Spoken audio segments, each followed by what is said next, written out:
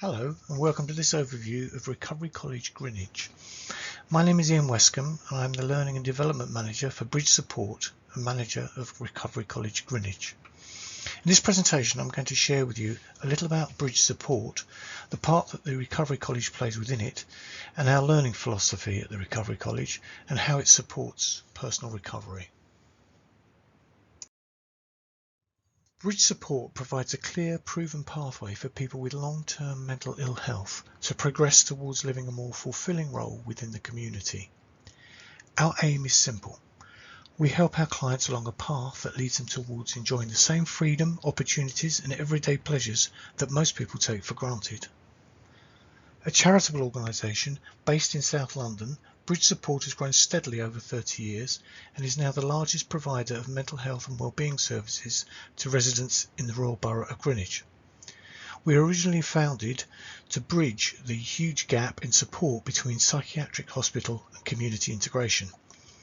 With community care very much now the preferred option, we offer a full range of services from supported accommodation, visiting support and a recovery college.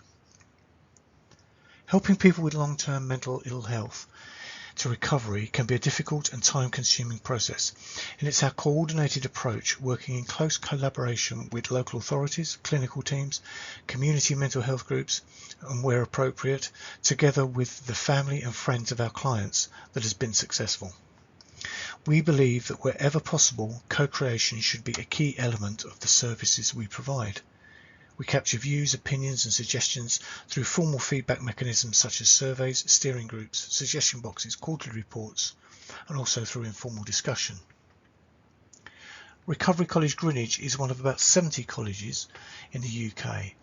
We believe we are unique in that we are outside of the NHS, and because we avoid extending the clinical experience of our students, taking instead an educationally led approach to personal recovery. Traditionally, clinicians and healthcare users alike use the term recovery to imply a return to a pre-morbid state.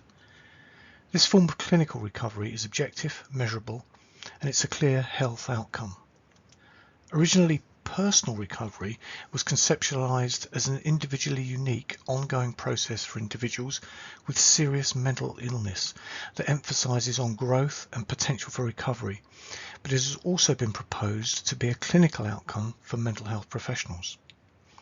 Personal recovery requires the individual to change their attitudes, values, feelings, goals, abilities and roles in order to achieve a satisfactory, hopeful and productive way of life, while acknowledging the possible limitations imposed by their illness.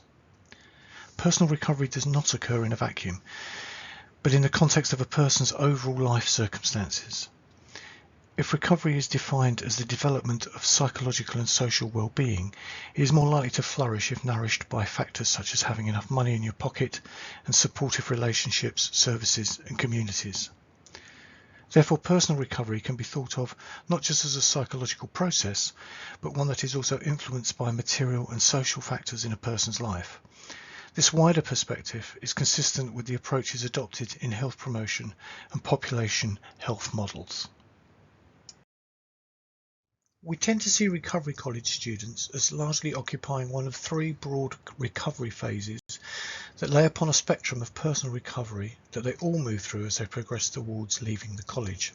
The progress is not necessarily linear in either the direction or the amount of time taken, with each student having their own journey taken at their own pace.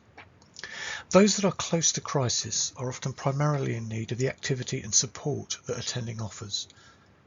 The maintenance phase offers a space where the stability, balance and well-being improvements they've achieved so far can be consolidated.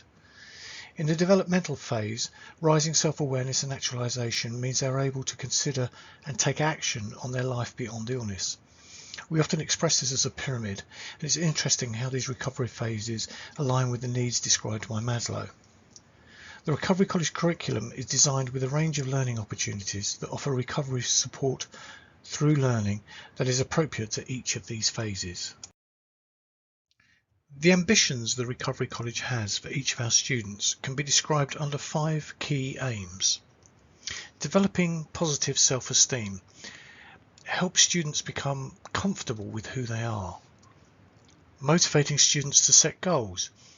having a sense of direction for their lives, provide students with the space to socialise and integrate, fostering a sense of belonging, encourage students to enhance their well-being through intentional activities, take responsibilities for their lives, uncovering and implementing values to live more intentionally, being aware of what it is that they believe in. Many of the people who join the Recovery College have little or no optimism about their future. Their expectations for a post-diagnosis and treatment life is often quite bleak. The relationships that they have had with family and friends are often strained, damaged or broken, and they can have taken on a persona of otherness, often defined by their diagnosis.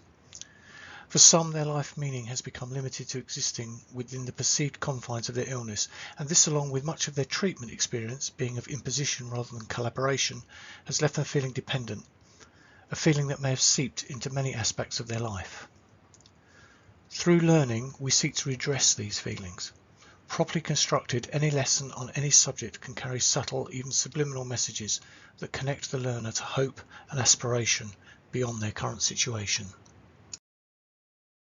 At Recovery College Greenwich, we have consciously explored the connections between the subjects adults choose to learn, how they are best able to learn them, the emotional and cognitive impact that combination may have, and how that can be harnessed to support personal recovery. In doing this, we've begun to understand how andragogic learning theory and the CHIME conceptual framework for personal recovery can lean on each other to create a powerful learning environment that supports personal recovery for anyone who has experienced a period of displacement in their life.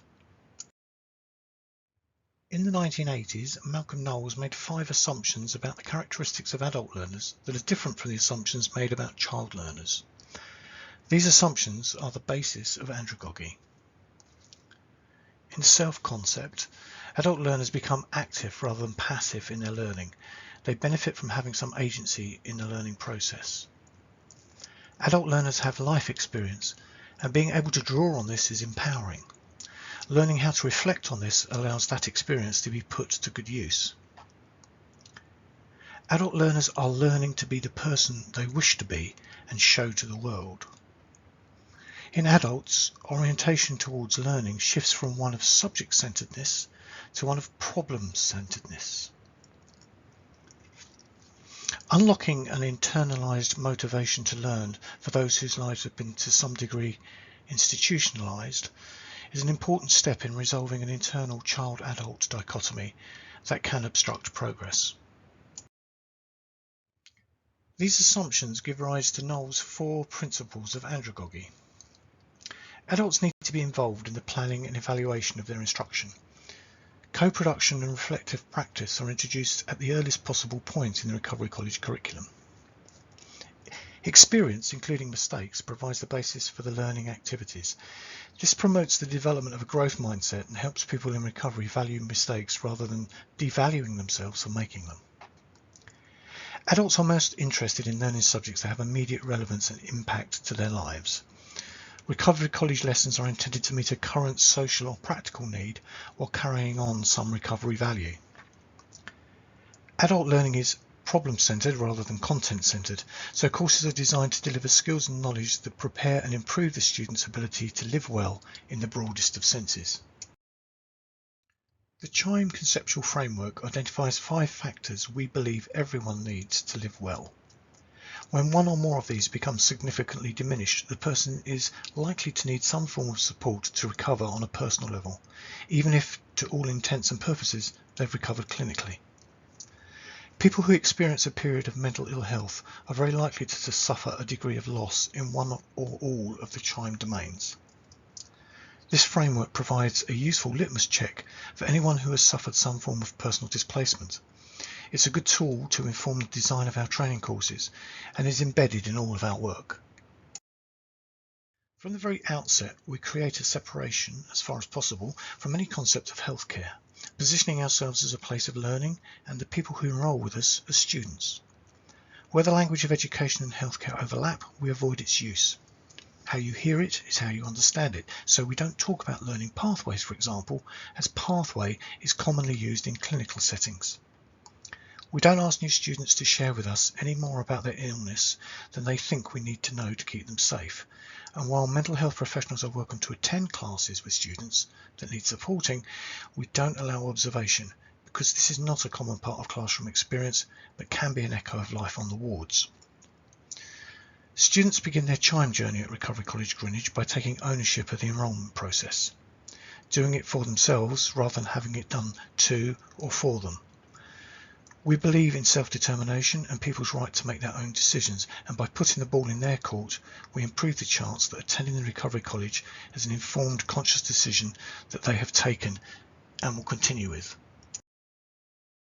At Recovery College Greenwich, our offer breaks down into 5 broad categories. All new students are invited to attend the foundation stage during their first 6 weeks at the college.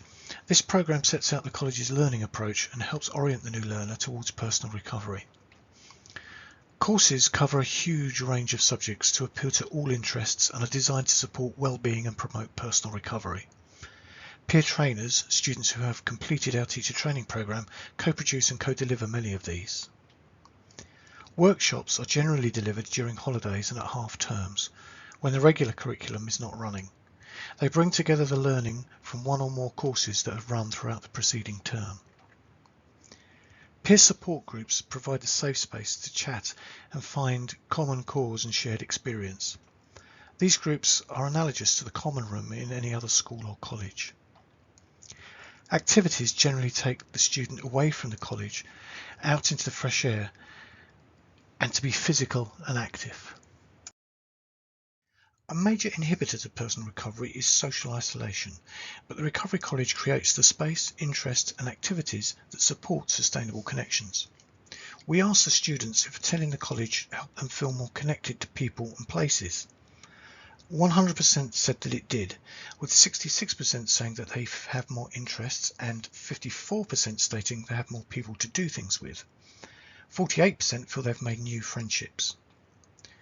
The Recovery College provides an environment which stimulates social networking and creates the common interests that help those networks become resilient. Knowing how to take control of your mental health is an important step towards personal recovery. By recognising when you need to make changes, seek support, or using specific strategies to prevent worsening, a person can limit the impact of a change in their mental health. 90% of students report an improvement in their ability to manage their mental health since joining the Recovery College, with 73% citing skills they've learned at the Recovery College and 46% identifying that they've learned how to use existing skills by attending. The high scores for what students have learned about making better well-being choices and knowing where and how to seek help speaks well of the course design and signposting efforts that the college directs towards this area of learning. 75% of people reported making fewer visits to their GP or care coordinator in relation to their mental health since they began attending as a student at the Recovery College. Of those who continue to visit at the same frequency, 2/3 attended for routine mental health support such as blood tests, medication reviews, depot or CPA. Attending the Recovery College supports students to be more proportionate in their use of primary and secondary care. 50% of the students at the Recovery College have not had access to a support worker in the time they've been attending the college. Of those that have, 50% report that they see their support worker less since they began at the college. If we think back to Knoll's self concept in the andragogic learning theory, moving away from a dependent personality and becoming more self-directed, this exemplifies the intersection with CHIME, identity beyond that of patient, meaning beyond illness, and empowerment to manage their own lives. 92% of students report that they have not presented at A&E since joining the Recovery College. Of the 8% who have needed to visit A&E, 84% of those say that their visits have become less frequent. The sense of identity, meaning and empowerment offered by CHIME is intended to support people to have more control and to be more ordered in their lives. These results suggest that the Recovery College experience is making a contribution, in part by teaching boundaries, establish routine and structure. Hope is the foundation upon which all other personal recovery progress stands. optimism for an achievable future where mental health is managed, medication side effects are known and accommodated, where love and belonging are possible and each individual is respected by themselves and others, is the aspiration the Recovery College has for every student. When asked, 96% of people stated that they are more hopeful about the future since becoming students at the Recovery College. The fairly even spread across people who have goals and plans they believe in, feel more in control, have a stronger sense of self, and thinking differently about their illness suggests that this optimism is well founded and is sustainable. At an individual level, the outcomes for people are largely that they make social and personal progress to living full and fulfilling lives. This can be expressed in developing healthy friendships and spending time with new people, rebuilding relationships with older friends and family, developing new interests and sustaining them, improving the well-being choices that they make and moving towards employment through either becoming a peer trainer, a volunteer outside of the mental health bubble, or actively seeking paid employment.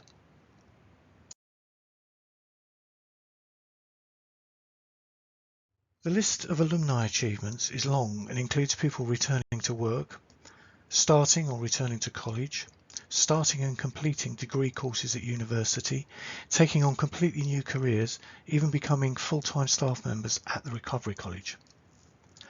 Just as importantly, there are students, typically towards the upper end of the age range, who have found an equilibrium at the Recovery College and are able to enjoy their retirement properly.